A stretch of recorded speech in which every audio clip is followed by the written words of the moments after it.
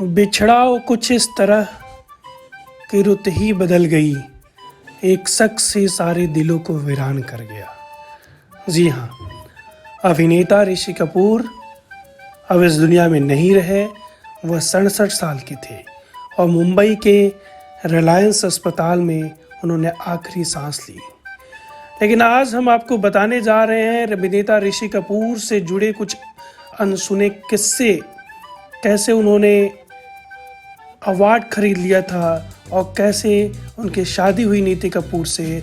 ऐसे तमाम किस्से जो अनसुने हैं। अमिताभ बच्चन ने ट्वीट करके फैंस को जानकारी दी और अमिताभ बच्चन ऋषि कपूर के सबसे अजीज दोस्तों में से एक थे। बायोग्राफी खुल्लम खुल्ला। ऋषि कपूर अनसेंसर्ड में ऋषि की लाइफ के कई रोचक खुलासे किए हैं। मीना अय्यर द्वारा लिखी इस किताब में ऋषि ने अपनी लव लाइफ के बारे में भी बताया था। आइए बात करते हैं उन्हीं में से 5 ऐसे किस्सों की जिसे सुनते ही लोग हैरान रह गए थे। पहला, नीतू सिंह जो कि ऋषि कपूर की धर्मपत्नी हैं, वो उनका पहला प्यार नहीं थी। इसी किताब में ऋषि ने बताया था कि नीतू सिंह से पहले वह एक पारसी लड़की यास्मीन मेहता को प्यार करते थे। यास्मीन के बारे में ऋषि ने ज़्यादा तो नहीं बताया, लेकिन उन्होंने यह ज़रूर कहा था कि जब नीतू से उनकी पहली मुलाकात हुई थी तब वो यास्मीन को डेट कर रहे थे। लेकिन बॉबी के सक्सेस के बाद यास्मीन को लगा कि ऋषि कपूर टिम्पल कपाड़िया को अपना दिल दे बैठे हैं और यास्मीन ने ऋषि कपूर से ब्रेकअप कर लिया था।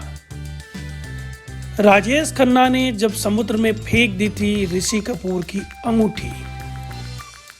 अपनी किताब में ऋषि कपूर ने कहा है कि जब मैं यास्मीन के साथ रिलेशनशिप में था तब यास्मीन ने मुझे एक रिंग गिफ्ट की थी, लेकिन फिल्म बॉबी के दौरान डिम्पल ने वो रिंग मुझसे लेकर पहन ली। जब राजेश खन्ना ने डिम्पल को प्रपोज किया तो उनसे उस रिंग को समुद्र में फेंकने को कहा। जब डिम्पल ने ऐसा किया तभी राजेश और उनके बीच कमिटमेंट की शुरुआत हुई। ये सच्चाई ये भी थी कि मैं कभी डिम्पल से प्यार नहीं करता था। अमिताभ से थी टक्कर तो ऋषि कपूर ने खरीदा था अवार्ड।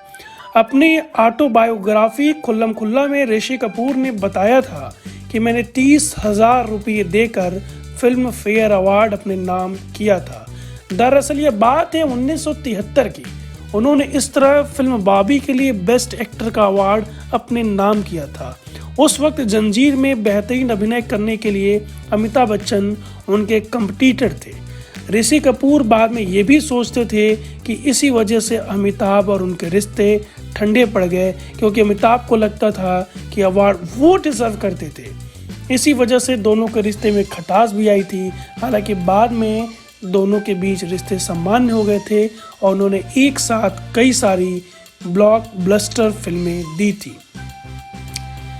ऋषि कपूर ने क्यों पहले ठुकरा दी थी कभी कभी। फिल्म कभी कभी बड़ी हिट साबित हुई थी। ऋषि कपूर इसे लेकर कहते हैं कि उन्होंने इस फिल्म को लगभग ठुकरा ही दिया था, क्योंकि फिल्म में नीतू का रोल उनसे ज़्यादा दमदार था। ऋषि ने अपनी किताब में बताया है कभी कभी कि ऑफर का शुरुआत में जब ये फिल्म ऑफर हुई तो मैंने इसे ठुकरा दिया था। इसकी 2 वजह थी।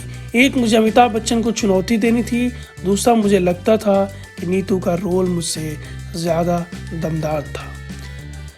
जब संजय दत्त पहुंच गए थे ऋषि कपूर को मारने। एक किस्सा बॉलीवुड में ये भी है, एक ये भी वाकया है कि संजय दत्त कभी ऋषि कपूर को मारने पहुंच गए थे। इस किताब में ऋषि कपूर ने यह भी बताया है कि एक बार संजय दत्त उन्हें मारने उनके अपार्टमेंट में पहुंच गए थे। दरअसल संजय को शक था कि उनका अफेयर टीना मुनीम से चल रहा है। हालांकि नीतू सिंह के समझाने पर संजय वापस लौट आए थे और किसी तरीके से ये मामला रफा दफा हुआ था। तो ये थे ऋषि कपूर से जुड़े कुछ अनसुने अनजाने किस्से।